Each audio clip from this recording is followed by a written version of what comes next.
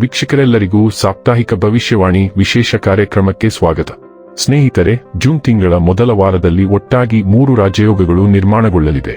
ಈ ವಾರ ಲಕ್ಷ್ಮೀ ನಾರಾಯಣ ರಾಜಯೋಗ, ಭದ್ರ ರಾಜಯೋಗ ಮತ್ತು ರುಚಕ ರಾಜಯೋಗದ ವಿಶೇಷ ಸಂಯೋಗವು ರೂಪುಗೊಳ್ಳುವುದು. ಏಕೆಂದರೆ ಈ ವಾರ ಮಂಗಳ ಗ್ರಹವು ತನ್ನದೇ ಆದ ಮೇಷ ರಾಶಿಯನ್ನು ಪ್ರವೇಶಿಸಲಿದೆ. ಇದರಿಂದ ರುಚಕ ರಾಜಯೋಗದ ಸೃಷ್ಟಿಯಾಗಲಿದೆ. ಜೊತೆಗೆ ಬುಧ ಗ್ರಹವು ತನ್ನದೇ ಆದ ಮಿಥುನ ರಾಶಿಯಲ್ಲಿ ಚಲಿಸುವ ಮೂಲಕ ಭದ್ರ ರಾಜಯೋಗವು ನಿರ್ಮಾಣಗೊಳ್ಳುವುದು. ಹಾಗೆ ಶುಕ್ರ ಮತ್ತು ಬುಧ ಗ್ರಹಗಳು ಒಟ್ಟಾಗಿ ಮಿಥುನ ರಾಶಿಯಲ್ಲಿ ಚಲಿಸುವ ಮೂಲಕ ಲಕ್ಷ್ಮೀ ನಾರಾಯಣ ರಾಜಯೋಗದ ನಿರ್ಮಾಣವಾಗುವುದು. ಗ್ರಹಗಳ ಈ ವಿಶೇಷ ಸಂಯೋಗದಿಂದಾಗಿ ಜೂನ್ ತಿಂಗಳ ಮೊದಲ ವಾರದಲ್ಲಿ ಸಾಕಷ್ಟು ಲಾಭ ದೊರಕುವುದು. ಈ ವಾರ ವೃತ್ತಿ ಜೀವನದಲ್ಲಿ ಉತ್ತಮ ಅವಕಾಶಗಳು ಕೂಡ ಲಭಿಸಲಿದೆ. ಜೂನ್ 1 ರಿಂದ ಜೂನ್ 7 ರವರೆಗಿನ ಕುಂಭ ರಾಶಿಯವರ ಭವಿಷ್ಯವನ್ನು ತಿಳಿದುಕೊಳ್ಳೋಣ. ಈ ವಾರ ಕುಂಭ ರಾಶಿಯವರ ಫಲಾಫಲಗಳೇನು, ಗ್ರಹಗತಿಗಳು ಹೇಗಿರಲಿವೆ, ಕೌಟುಂಬಿಕ ಸಾಮಾಜಿಕ ಜೀವನ ಹಾಗೂ ವ್ಯಾಪಾರ ವಹಿವಾಟು ಹೇಗೆ ನಡೆಯಲಿದೆ, ಅಲ್ಲದೆ ಯಾವೆಲ್ಲ ಸಮಸ್ಯೆಗಳು ನಿಮ್ಮನ್ನು ಈ ಸಾಪ್ತಾಹಿಕದಲ್ಲಿ ಕಾಡಲಿವೆ, ಅವುಗಳಿಗೆ ಪರಿಹಾರಗಳೇನು ಎಂಬುದನ್ನು ತಿಳಿಯಲು ಈ ವಿಡಿಯೋವನ್ನು ಸಂಪೂರ್ಣವಾಗಿ ವೀಕ್ಷಿಸಿ. ನೀವಿನ್ನೂ ನಮ್ಮ ಚಾನೆಲ್ ಸಬ್ಸ್ಕ್ರೈಬ್ ಮಾಡದೇ ಇದ್ದರೆ ಕೂಡಲೇ ನಮ್ಮ ಚಾನೆಲ್ ಸಬ್ಸ್ಕ್ರೈಬ್ ಮಾಡಿ. ಹೆಚ್ಚಿನ ವಿಡಿಯೋ ಅಪ್ಡೇಟ್ಗಾಗಿ ಪಕ್ಕದ ಬೆಲ್ ಐಕಾನ್ ಬಟನ್ ಕ್ಲಿಕ್ ಮಾಡಿ. ವಂಶ ಪಾರಂಪರ್ಯ ಜ್ಯೋತಿಷ್ಯರು ನಂಬರ್ 1 ವಶೀಕರಣ ಸ್ಪೆಷಲಿಸ್ಟ್. ವೃತ್ತಿ, ಉದ್ಯೋಗ, ಮದುವೆ, ಹಣಕಾಸಿನ ಸಮಸ್ಯೆ, ವ್ಯಾಪಾರ, ಆರೋಗ್ಯ ಸಮಸ್ಯೆಗಳಿಗೆ ಫೋನಿನ ಮೂಲಕ ಪರಿಹಾರ. ಇಂದೇ ಕರೆ ಮಾಡಿ. ಸ್ನೇಹಿತರೆ, ಕಣ್ಣಿಗೆ ಸಂಬಂಧಿಸಿದ ಕಾಯಿಲೆ ಇದ್ದವರಿಗೆ ಈ ವಾರ ವಿಶೇಷ ಶುಭ ಫಲಿತಾಂಶಗಳನ್ನು ಹೊತ್ತು ತರುತ್ತಿದೆ.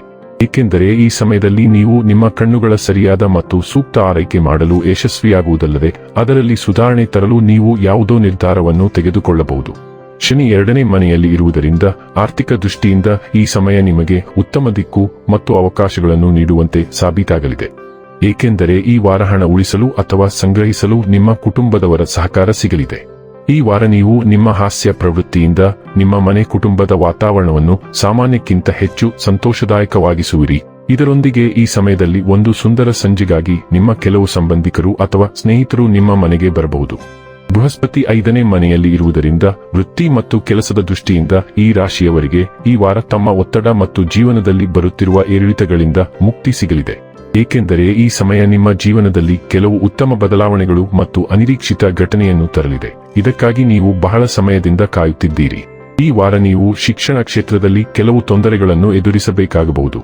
ಅಂತಹ ಪರಿಸ್ಥಿತಿಯಲ್ಲಿ ಈ ಅವಧಿಯಲ್ಲಿ ನೀವು ತಾಳ್ಮೆಯಿಂದ ಸಾಗುವ ಅವಶ್ಯಕತೆ ಹೆಚ್ಚಿದೆ. ಏಕೆಂದರೆ ಈ ವಾರ ಯಾವುದೋ ಪರೀಕ್ಷೆಯಲ್ಲಿ ನಿರೀಕ್ಷೆಗಿಂತ ಕಡಿಮೆ ಅಂಕಗಳು ಬರುವ ಯೋಗಗಳಿವೆ. ಅದರ ನಂತರ ನಿಮ್ಮ ಸ್ವಭಾವದಲ್ಲಿ ಕಿರಿಕಿರಿ ಕಂಡುಬರುತ್ತದೆ ಮತ್ತು ನೀವು ನಿಮ್ಮ ಸಹಪಾಠಿಗಳೊಂದಿಗೆ ಸಣ್ಣ ವಿಷಯಕ್ಕೂ ಜಗಳವಾಡಬಹುದು. ಆದ್ದರಿಂದ ಪ್ರತಿಯೊಂದು ಪರಿಸ್ಥಿತಿಯಲ್ಲಿ ನಿಮ್ಮನ್ನು ನೀವು ಶಾಂತವಾಗಿರಿಸಿಕೊಂಡು ಉತ್ತಮ ಸಮಯಕ್ಕಾಗಿ ಕಾಯುವುದೇ ಈ ಸಮಯದಲ್ಲಿ ನಿಮಗೆ ಉತ್ತಮ. ಮಂಗಳ ಗ್ರಹವು 4ನೇ ಮನೆಯಲ್ಲಿ ಚಲಿಸುತ್ತಿರುವುದರಿಂದ ಕುಟುಂಬದ ಜವಾಬ್ದಾರಿಗಳು ಹೆಚ್ಚಿರುತ್ತವೆ ಮತ್ತು ನೀವು ಸ್ವಲ್ಪ ಚಿಂತಿತರಾಗಬಹುದು. ಮಂಗಳವು ಜವಾಬ್ದಾರಿಯುತ ನಡವಳಿಕೆಗೆ ಸೂಕ್ತ ಗ್ರಹವಲ್ಲ. ಆದ್ದರಿಂದ ನಿಮ್ಮ ಪ್ರೀತಿಪಾತ್ರರೊಂದಿಗೆ ಮತ್ತು ಹತ್ತಿರದವರೊಂದಿಗೆ, ವಿಶೇಷವಾಗಿ ಯುವಕರೊಂದಿಗೆ ವಾದಗಳಾಗುವ ಸಾಧ್ಯತೆಗಳಿವೆ. ಆದ್ದರಿಂದ ನೀವು ಮಂಗಳನಿಂದ ಉಂಟಾಗುವ ಆಕ್ರಮಣಕಾರಿ ಸ್ವಭಾವವನ್ನು ನಿಯಂತ್ರಿಸಬೇಕು. ಮಂಗಳವು ಭೂಮಿಗೆ ಸಂಬಂಧಿಸಿದ ವ್ಯವಹಾರಗಳಿಗೆ ಗ್ರಹವಾಗಿದೆ. ಆದ್ದರಿಂದ ನೀವು ರಿಯಲ್ ಎಸ್ಟೇಟ್ ವ್ಯವಹಾರಗಳು, ಭೂಮಿ ಮಾರಾಟ ಅಥವಾ ಖರೀದಿ ಮತ್ತು ಇತರ ಮನೆ ಸುಧಾರಣಾ ಯೋಜನೆಗಳನ್ನು ಕೈಗೊಳ್ಳಲು ಅವಕಾಶಗಳನ್ನು ಪಡೆಯುತ್ತೀರಿ. ಈ ವಾರದಲ್ಲಿ ಕುಟುಂಬ ಕಾರ್ಯಕ್ರಮಗಳು ಮತ್ತು ಪೂರ್ವಜರ ಆಸ್ತಿಗಳ ಬಗ್ಗೆ ಚರ್ಚೆಗಳು ಸಹ ಬರಬಹುದು. ಸ್ಥಳಾಂತರ ಅಥವಾ ದೀರ್ಘ ಪ್ರವಾಸಕ್ಕೆ ಸಂಬಂಧಿಸಿದ ಚರ್ಚೆಗಳು ಸಹ ಬರಬಹುದು. ಮಿಥುನ ರಾಶಿಯ ಮೂಲಕ ಸೂರ್ಯ ಸಂಚಾರವು ಹೊಸ ಸೃಜನಶೀಲ ವಿಚಾರಗಳನ್ನು ತರುತ್ತದೆ ಮತ್ತು ನೀವು ಸಮಾನ ಮನಸ್ಸಿನ ಜನರನ್ನು ಭೇಟಿಯಾಗುತ್ತೀರಿ. ಈ ಜನರು ಖಂಡಿತವಾಗಿಯೂ ವ್ಯವಹಾರವಾಗಿ ಹವ್ಯಾಸವನ್ನು ಸ್ಥಾಪಿಸುವಲ್ಲಿ ನಿಮ್ಮನ್ನು ಬೆಂಬಲಿಸುತ್ತಾರೆ ಮತ್ತು ನಿಮ್ಮ ಸುತ್ತಮುತ್ತಲಿನ ಜನರು ನಿಮ್ಮ ಸೃಜನಶೀಲ ಕೌಶಲ್ಯಗಳನ್ನು ಸಹ ಗಮನಿಸುತ್ತಾರೆ. ಯುವಕರೊಂದಿಗೆ ಕೆಲವು ಗುಂಪು ಚಟುವಟಿಕೆಗಳು ಇರುತ್ತವೆ ಮತ್ತು ಪೋಷಕರು ಪೇಟಿಎಂ ಅಥವಾ ಮಕ್ಕಳಿಗಾಗಿ ಇತರ ಸಭೆಗಳಿಗೆ ಹಾಜರಾಗುತ್ತಾರೆ.